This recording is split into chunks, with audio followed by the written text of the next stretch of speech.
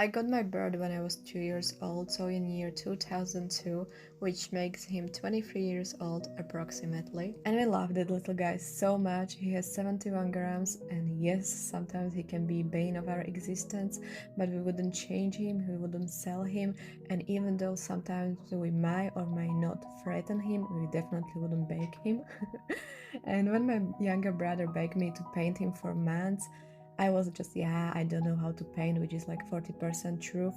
But then his birthday was coming up and I knew that I will paint him. So this is the result. Let me introduce you, Peter. I love him.